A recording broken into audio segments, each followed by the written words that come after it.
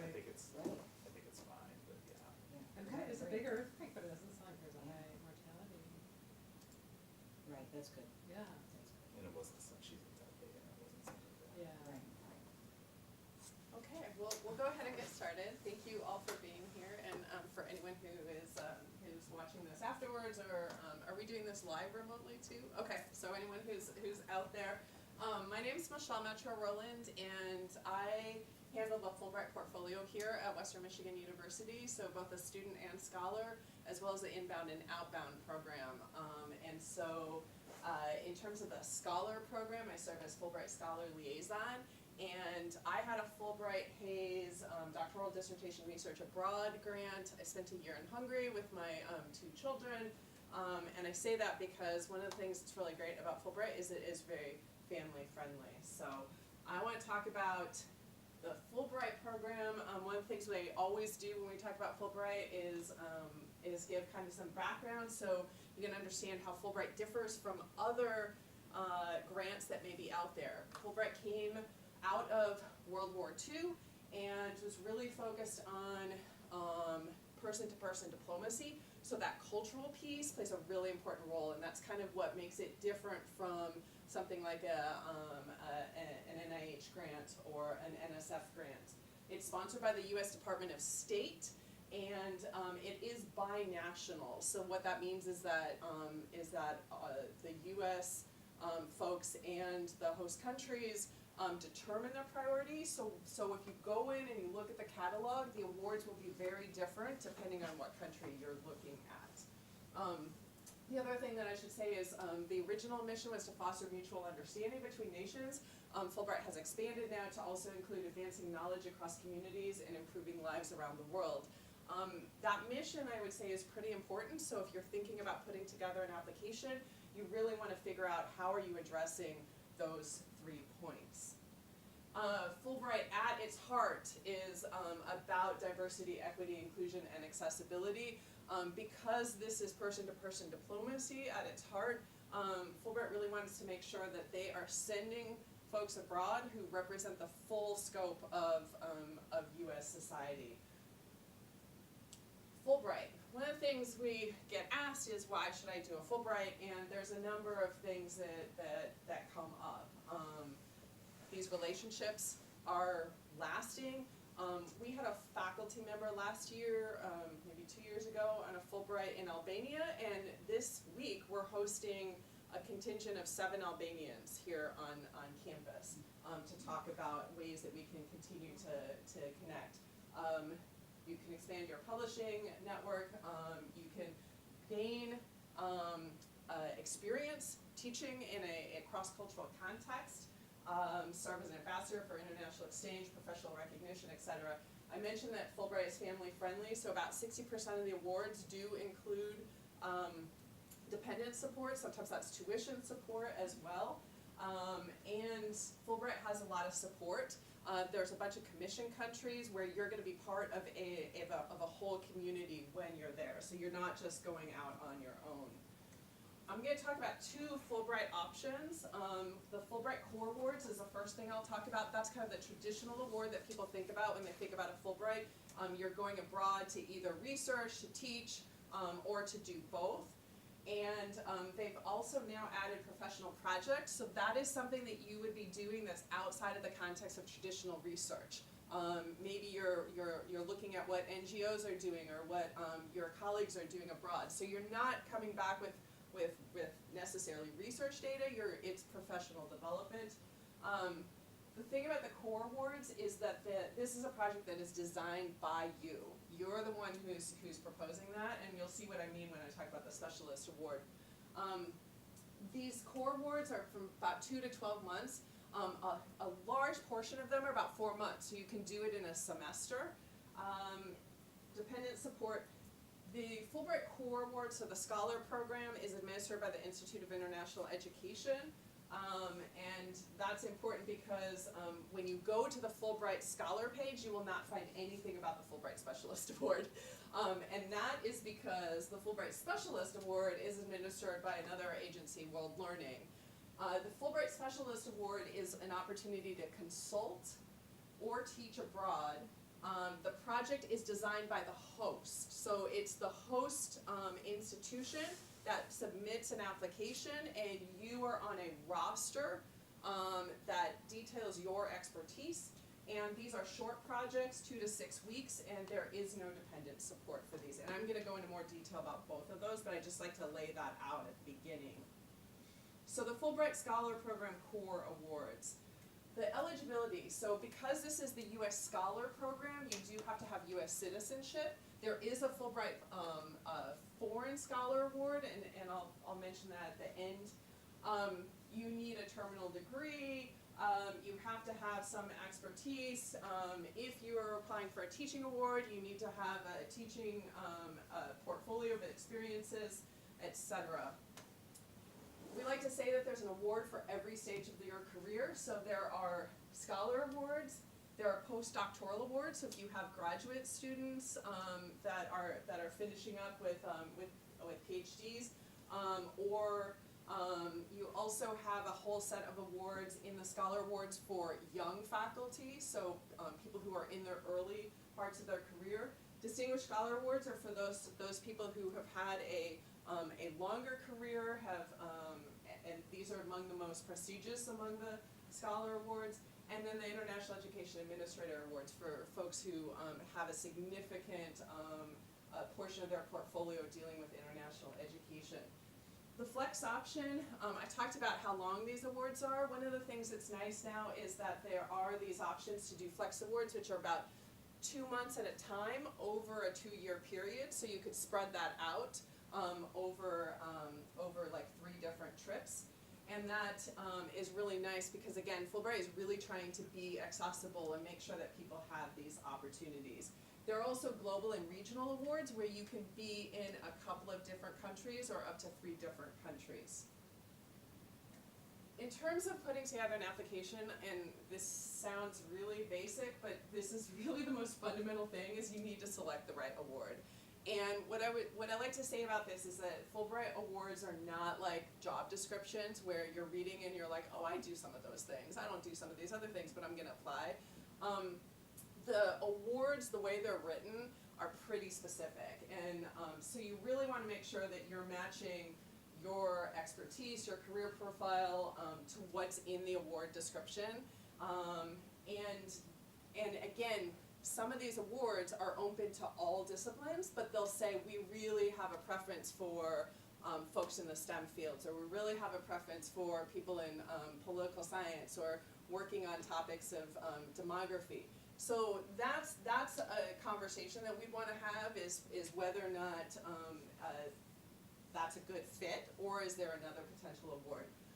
Country interest becomes really important because they really want to know why you want to be in that place and why you need to be in that place. And then language ability. So not a huge portion of the awards do not require any facility with another language. Most of the teaching that is done is being done in English. And so, you know, again, if you're thinking about going to Sweden, you do not have to have Swedish. But if you're doing research, right, where you do need the local language, you need to be able to address that. How are you gonna use translators and interpreters? How are you gonna address that? It's great if you can practice some basic hospitality level language, but again, for the most part, like, that should not limit your search when you're looking for awards. Discipline preferences I already mentioned, and then project relevance. So again, some of these countries, Kosovo, for example, has an award that is specifically looking at post-war kind of trauma and mental health, and so that's a very specific award.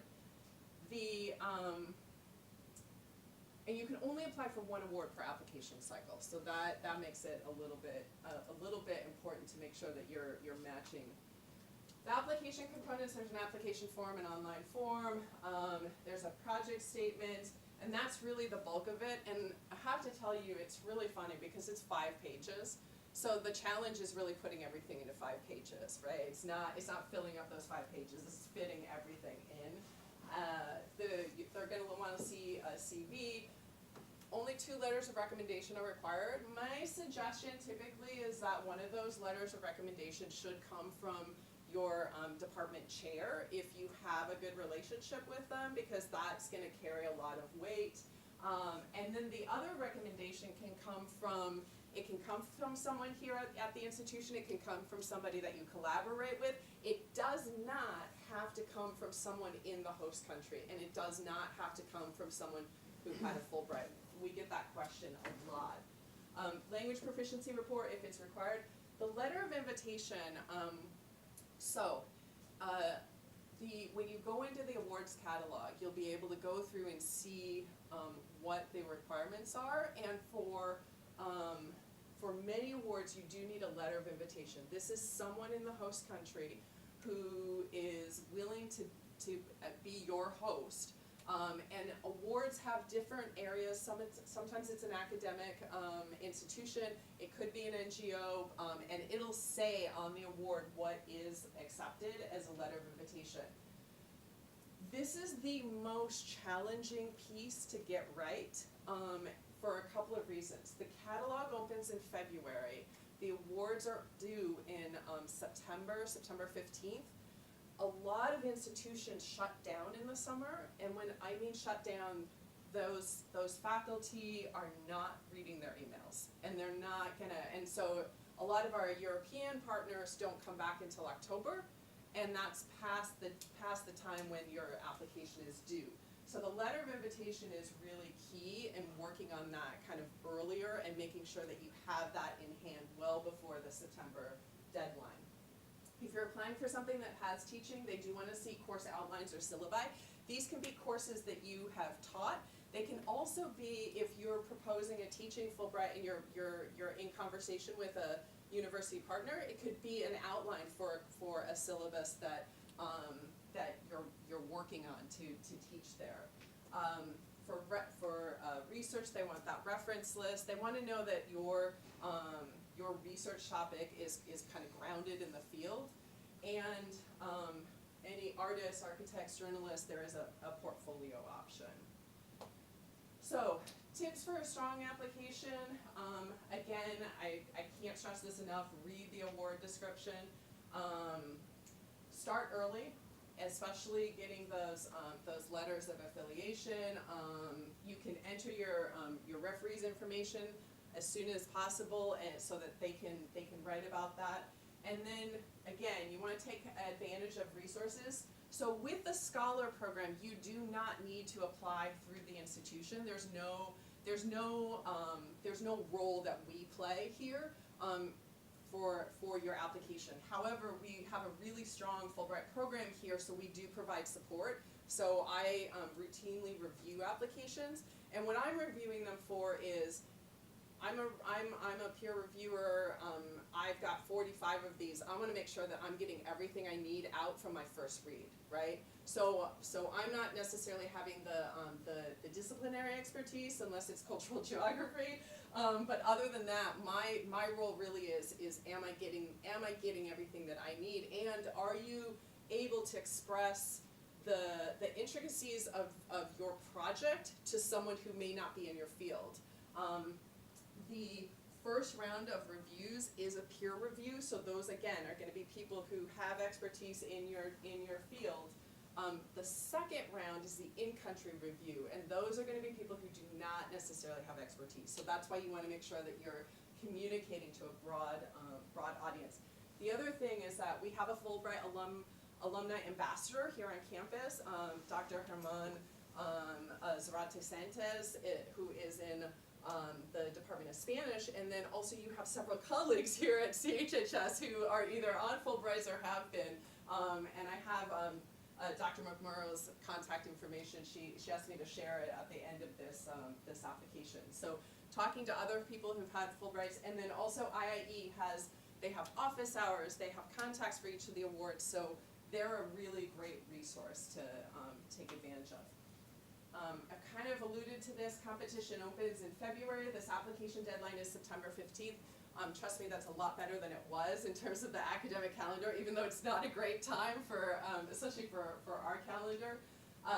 they're gonna do a technical review, and then October and November, these US peer review panels, and typically, it says November to January.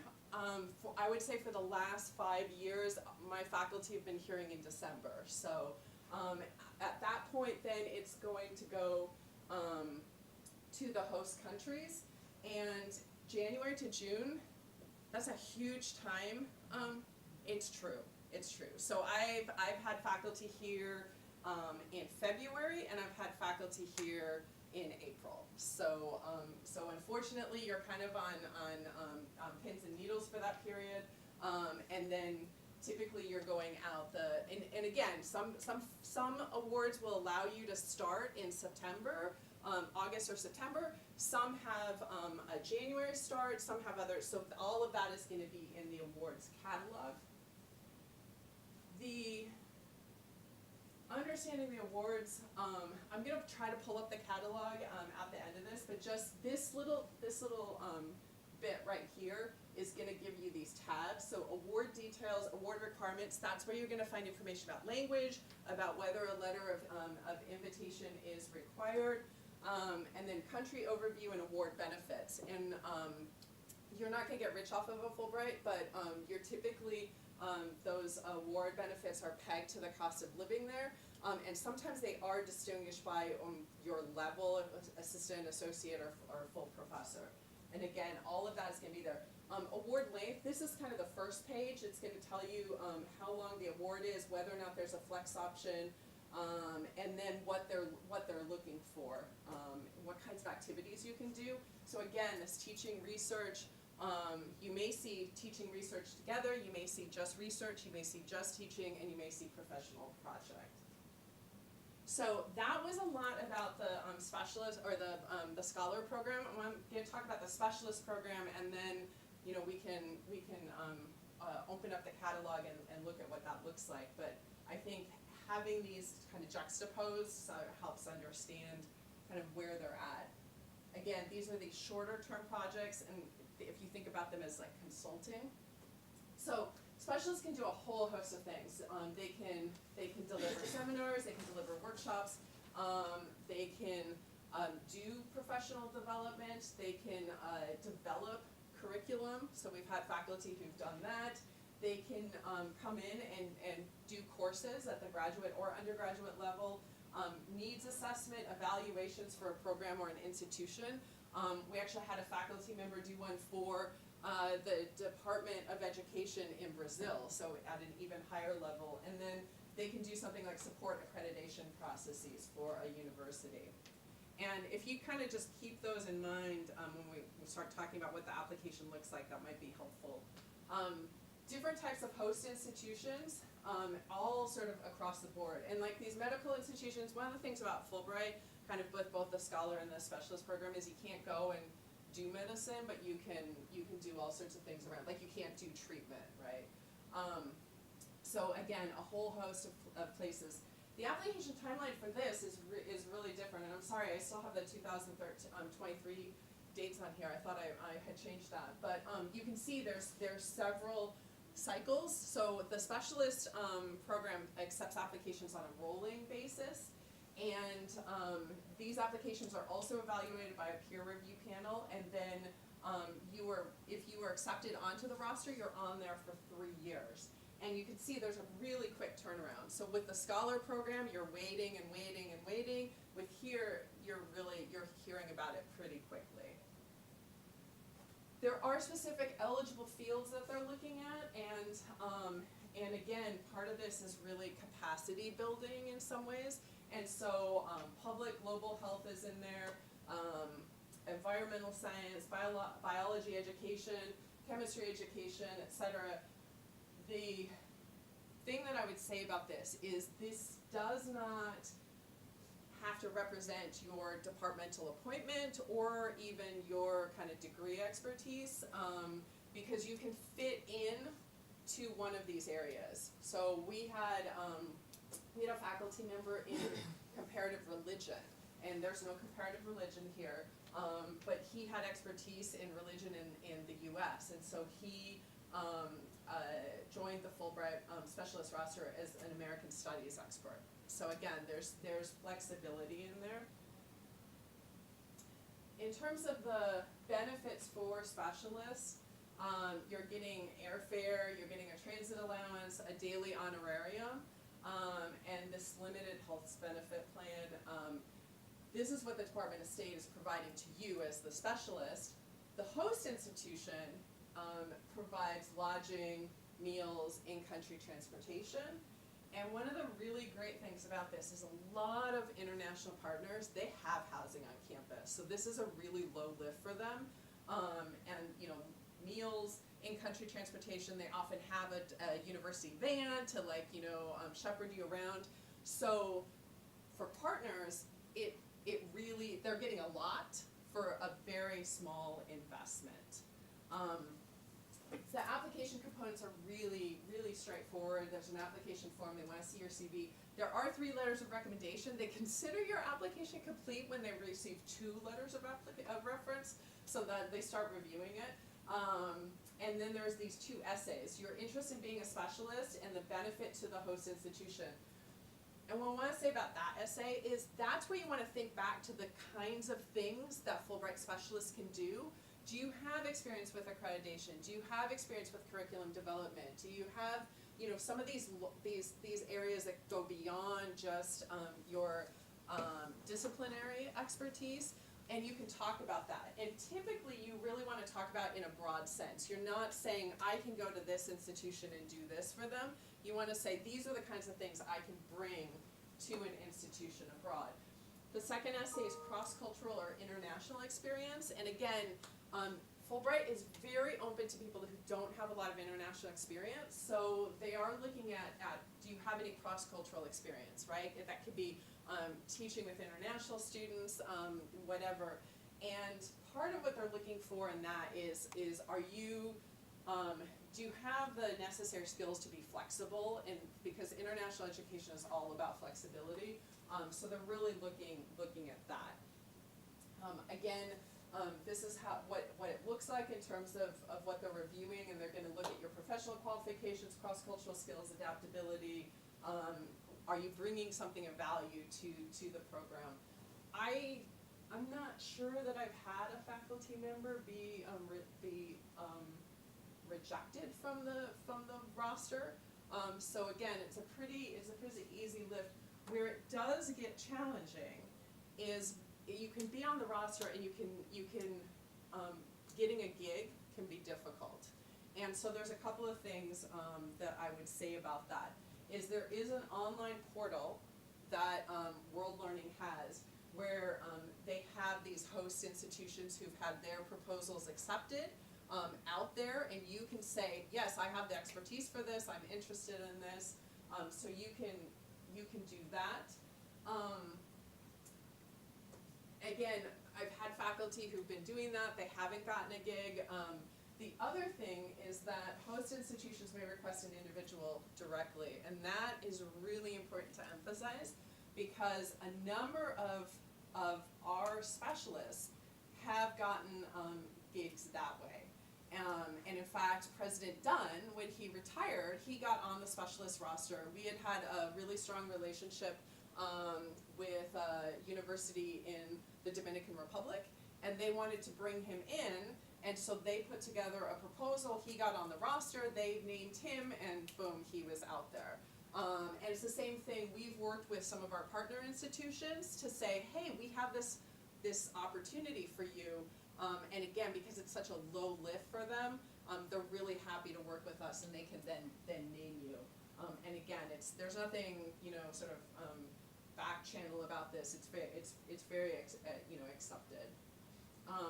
Fulbright on campus. As I finish up, I just want to say that in terms of the Fulbright program, it's incredibly large. One of the things we always like to talk about is that Fulbright has this incredible kind of alumni network. The current Prime Minister of the UK is a Fulbrighter, and there are awards going back and forth in both directions. So there's a really large number of awards out there, and There's a couple of other things that you can do to engage with Fulbright besides applying. One of the things, WMU did receive a Scholar in Residence program. These are Fulbright awards that come to the institution, but they are applied by particular units on campus. And so the one that we had was the Climate Change Working Group, and we brought in a scholar from Mexico who had expertise in climate change in the global south. There's also the Outreach Lecturing Fund, and this is an opportunity for you to bring a Fulbright scholar who is here from abroad at another institution. They have to be outside of Michigan. There's a radius that they have to be out, but if there's someone in like California that you can, and they have expertise in something that you're interested in, you can apply to bring them in and have them come and visit campus. And Fulbright is paying for quite a bit of that. So again, it's a really, really economical way to bring in international expertise. And then we have done the language teaching assistant program, but we don't do that now. And I said I had Dr. McMurrow's contact information. She did include her phone number, but I didn't put it up there. But so just her email. My information is there. I am happy to meet with individual faculty and talk more about these programs, look at awards. I'm not going to tell you which award to apply to, but I can help like sift through if you're kind of contemplating a couple different awards. And then I'm happy to like review materials. And then the Fulbright Scholar Program, which is where you can find more information, and then the Fulbright Specialist Program. Those are the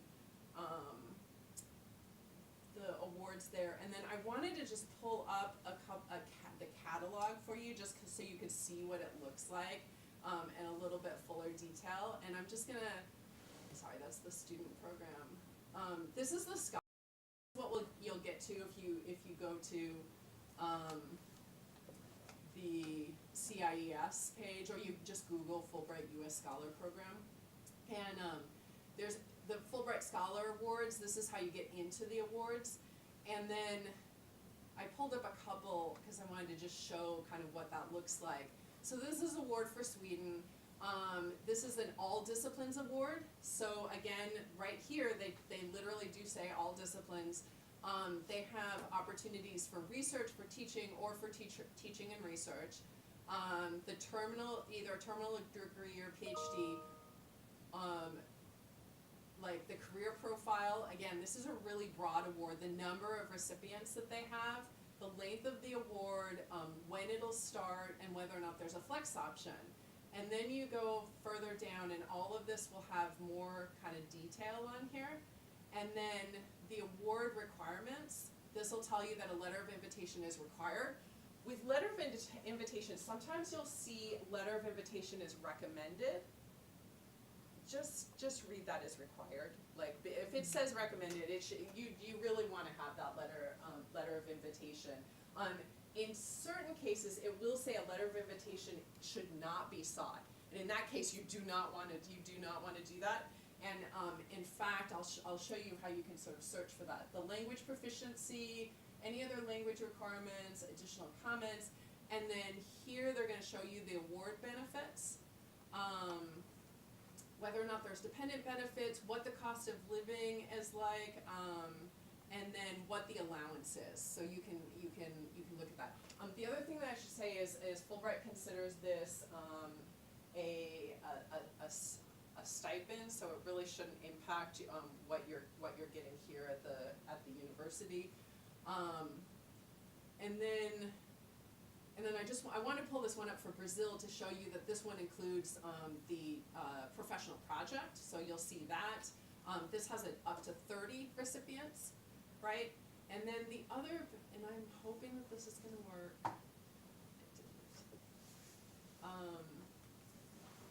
Okay, so the other thing that I'll show you is here, when you go into the award, this one is Fulbright Scholar Award, so it's not including the Distinguished Scholar Awards. If I click that, it'll increase the number of awards slightly. You can search by region, country, disciplines, activity type, so you can just find ones that are, what you want to do. Award length, whether or not it's a flex award, whether or not an invitation is required. And so you can actually search by a letter of invitation should not be sought. And again, those are gonna be awards that are, have a lot more flexibility for people who haven't had experience in that country. And then you can search by additional dependent benefits. The other thing that you can do is search by keyword. And so we had an IIE representative here several years ago, and we had someone in the audience who was in exercise science. And they raised their hand and I said, do you have any awards specifically for exercise science? And the representative from IIE was like, no, I'm pretty sure we don't, but let me do a keyword search. And like 8 awards came up that had exercise science as like a preferred discipline. So that's another area that you can go in and kind of search. And if you don't have a place that you're set on, if you're kind of really open, my suggestion is do a couple of different searches. Do a really focused, specific search on something that you're interested in, and then do a more wide open search because you don't know what you're gonna find. So anyways, that is it, and I am happy to answer any questions. So I know that was a lot of information, and like I said, I'm very happy to have individual appointments with people too, so, yeah. A lot of information, that's great. Can a person do, a specialist award at one point and then later on? Yeah. Okay. Yes, and you can be on the specialist roster, and apply for a scholar award. You can't be on a scholar award and then leave your host country to do a specialist Okay. award. Yeah, so, but you can definitely do both of those. Do you have any recommendations for how to start to roll this out to your department? Yeah. It's a big change, you know, for them. Yeah. So. Yeah. So a couple of things. I would say, we do have some. So we did a survey of our faculty who have done Fulbrights to see, for example, like how they did it, like how they went away, like how they got leave. So that's one big question that chairs have, right? Is what does this look like? There is no funding for a department to hire like an adjunct, right? So again, you want to have those conversations early, but a lot of faculty do Fulbrights in conjunction with a sabbatical or an alternate academic schedule, right? So that's one of those things. If there's a lot of flexibility, or you can have a flex award, right, where you're leaving for shorter periods of time. The other thing I would say is what we did was we asked faculty what happened after your Fulbright award, right? Publications. Collaboration, so there are all these things that happen afterwards that benefit the department and benefit the program. And then I would say my sense is all of the provosts that I've worked with have been really, really super excited about Fulbright, and they've been really supportive, and they are happy to have departments, having scholars get these awards. So there is that prestige piece. So maybe some of those things I would say are things to include. The other thing is we've also been talking about like how does this link back to the strategic plan, right? And if if we're talking about creating and I'm sorry, I'm not an expert in the strategic plan, but there are some things that you can key in, and you can say if we send our faculty abroad to do this, they're going to come back with these experiences, these competencies, these these things. I mean, cultural humility is one of the things in our strategic plan right now. Going abroad and having to negotiate, living abroad and working abroad it's great for humility. Absolutely. So, yeah. Other questions?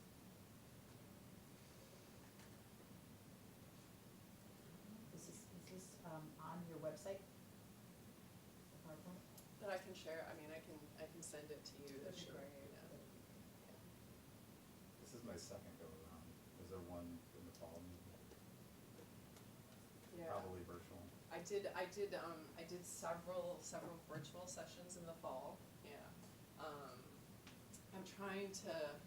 We used to typically just do them in the spring when the catalog opened, but the other thing that I will say is the research that comes out of IIE suggests that it takes about 4 years from the time that a faculty member starts hearing about Fulbright and really kind of mulling it over in their minds to the time that they apply.